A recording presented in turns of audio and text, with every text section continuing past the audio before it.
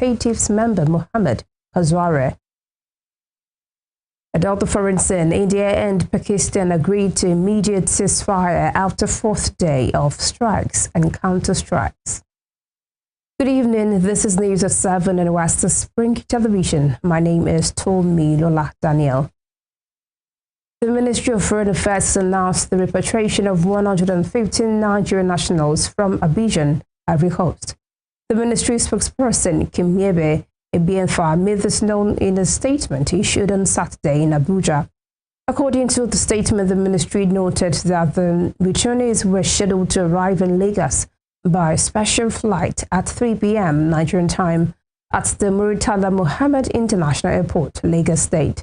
It would be recalled that the airport chairman of the Air Peace Group, Alan Onyema, had promised to bring back underage girls trafficked to Ivory Coast free of charge.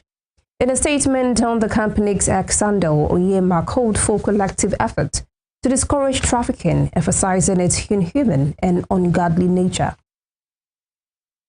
A Nigerian televangelist recently accused of multiple rape charges has been rearrested on immigration offences. This is according to a statement by South African police on Saturday. Timothy Omotosho was released last month, 9 years after he was jailed to be tried on charges of raping and sexually assaulting several young women from his church. His acquittal drew anger across South Africa after the judge found out. While the pastor's explanations appeared improbable, state prosecutors had mishandled the case against him. The Police Commissioner General Feni Masemola told journalists immigration authorities and police arrested Omotosho in the town of East London on Saturday morning, just after church. The 66-year-old pastor at the Jesus Dominion International Church, based in South Africa, was arrested in 2017 on 32 charges, including rape, sexual exploitation, and inhuman trafficking. Several young women, some of whom were still in school at the time, testified that they were handpicked by Omotosho, who would pray for forgiveness after each encounter with them. Just repeat what you said with Cassandra. Thank you, General. Yeah, thanks. This morning in East London, 5 o'clock, members of the Department of Home Affairs Immigration Inspectorate, together with the South African Police Service, NIU and TRT, they arrested Omotoso in the town just after the church. He will be facing charges related to violation to the Immigration Act, and he will appear in court on Monday. I'm sure Home Affairs will elaborate more in terms of the charges, but he has been arrested in violation for Immigration Act. Now to security. Governors of the 19 northern states under the aegis of the Northern Governors Forum on Saturday met over the troubling security challenges in the region. Members of the Northern Traditional Rulers Council, comprising the emirs and chiefs from the region, were part of the meeting, which witnessed an impressive out of almost all the governors in the north. Speaking at the joint meeting of the Northern States Governors Forum and Northern Traditional Rulers Council at the Sir Kashim Ibrahim Government House, Kaduna, Chairman of the Forum and Governor of Gombe State, Muhammadu Yahaya, emphasized the need for collective action to Yahaya while expressing his condolences to the people of Plateau, Bauchi, Benue, Borno, and Yobe State over recent tragic killings, urged the federal government to review security strategies, emphasizing the importance of synergy between federal, state, and local security architectures as the violent killings in the North Central regions were major concerns that require immediate attention. In Imo State, at least 15 people were killed on Thursday when gunmen launched a violent attack along the Okwele axis of Okigwe Road, Okigwe local government area. In a statement on Saturday, Imo State Police spokesperson Henry Okoye blamed the assault on suspected members of the proscribed indigenous people of Biafra, IPOB, and its armed wing, Eastern Security Network, ESN. According to police, the attackers engaged security forces in a gunfight during which one gunman was killed and others fled with injuries. According to Okoye, a stolen Toyota Corolla and a laptop were recovered at the scene. The police said efforts are ongoing to apprehend the fleeing suspects. In other news, the Nigeria Customs Service is aiming to strengthen its collaboration with the Office of the Accountant General of the Federation to further boost national revenue and enhance the training of its officers. This initiative follows a reported significant increase in the service's revenue.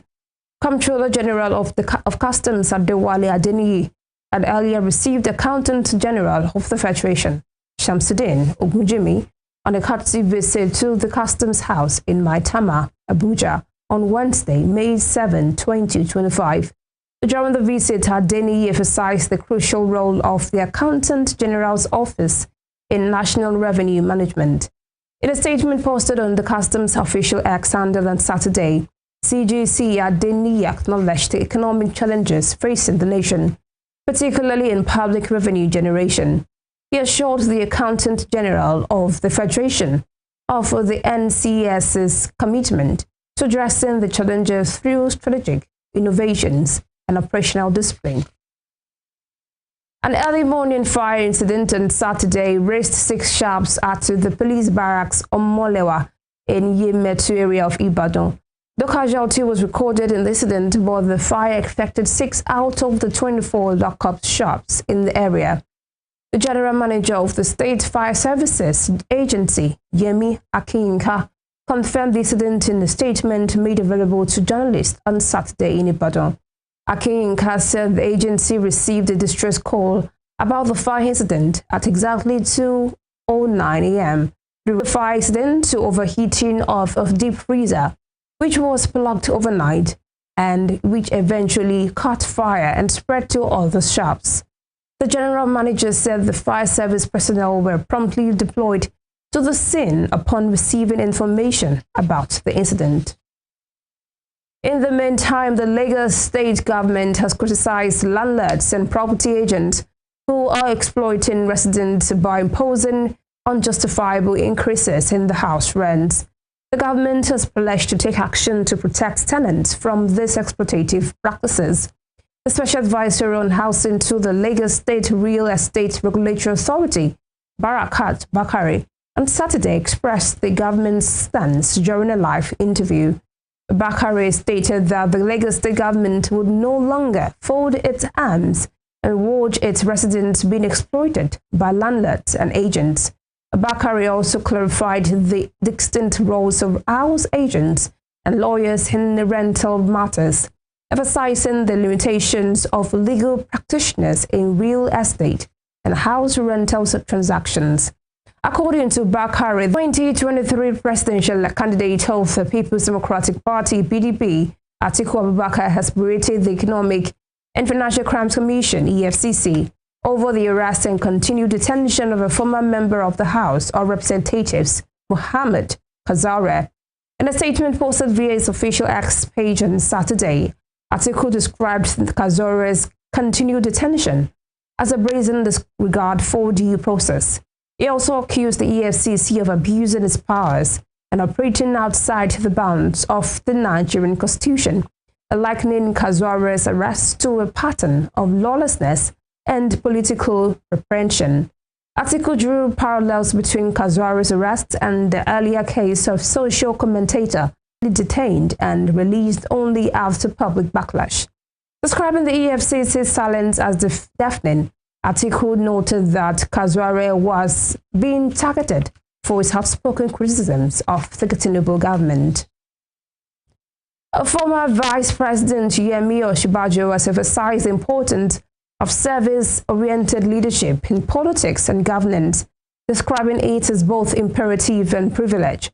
Osinbajo made this call while delivering the keynote address at the Rotary International District 9141 Conference in Port Harcourt, Rivers State, on the topic, The Magic of Connection, the Imperative and Privilege of Service.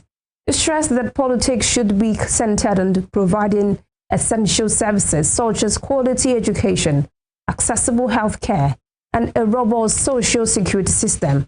which he described as basic right of every citizen. Osinbajo referenced Chief Obafemi Awolowo's introduction of free basic education in Western Nigeria as a historical example of impactful and selfless governance, noting that the policy was supplemented despite its high financial cost. Recalling their role in drafting the All Progressives Congress (APC) manifesto in 2014, Osinbajo said one of the key debates was around embedding a stronger social investment program, which eventually led to initiatives like the National School Feeding Scheme, Trader Money, among others. He further decried the pervasive level of corruption on the continent of Africa and stressed that the continent is not lacking in talent, but rather suffers from the underutilization of human resources. As living a healthy lifestyle remains a general priority to everyone in the society, there seems to be misconceptions surrounding ideas of healthy living and those that lead to defective health conditions. While there are health conditions considered to be hereditary, genetic, or contacted, while there are also those that are induced by personal lifestyle choices. In this report packaged from our studios, Miracle Adebayo, beg your pardon, takes a look at some of these diseases which are incurable once contacted, as well as their management. Incurable diseases are conditions that with current medical knowledge and technology cannot be cured. This means there is no known path to a complete recovery or eradication of the disease. Some are communicable while others are not. Incurable communicable diseases can be in form of neurological disorders, autoimmune diseases, genetic disorders, among others. Neurological disorders affect the brain, spinal cord, and nervous system and often lead to cognitive decline, movement disorders, muscle weakness, or nerve degeneration, which may worsen over time and impact memory, coordination, or bodily functions. Common examples are schizophrenia, Alzheimer's disease, Parkinson's disease, among many others. There is also autoimmune disease, a condition that allows the immune system to mistakenly attack the body's healthy cells. These conditions can affect multiple organs and systems, leading to long-term health complications. Common examples are diabetes, rheumatoid arthritis, among others. Genetic disorders, diseases, on the other hand, are inherited diseases usually caused by mutations in genes affecting the body's development or function. They may present from birth or develop later in life, often leading to progressive health issues with limited treatment available for the condition. Sickle cell disease, also known as sickle cell anemia, albinism, and fetal familial insomnia are some of cancer and communicable infections like HIV, hepatitis B, hepatitis C, among others. However, while some incurable diseases can be managed, others are terminal. In Nigeria, one of the general knowledge considered as the number one criteria to living healthy from birth is vaccination and immunization. Speaking to Dr. Adebiyi Obasanjo, a consultant cardiologist and medical director, he mentioned that some of the causes of these diseases often include modifiable factors such as environmental influences, which include pollution in the environment, excessive consumption of unnatural foods and drinks, among others. He then advocated for deliberate maintenance of healthy lifestyle as preventive measures, adding that a regular checkup can also help early detection. Screening early for them. But of course, we also know that some things that people have postulated that men should reduce red meat, okay, that somehow that can also prevent the risk of having prostate cancer. It's good for us to do that, okay? So we are to deal with those risk factors, the risk of having them. The issue of hypertension, diabetes, like I've said, it's about all this lifestyle modification, which includes making sure that we exercise regularly, let our weight come down, let us drop tobacco or any other thing in like manner, let us cut down alcohol significantly or stop, outrightly, okay? And let us do regular aerobic exercise like jogging, fast trekking, rope skipping, cycling, table tennis, lawn tennis, all sort of those things, swimming. We should do those aerobic exercise regularly. Most importantly is that all of us, we should be doing regular screening, regular checkup. Okay, because most of these things you may never know until you go for checkup.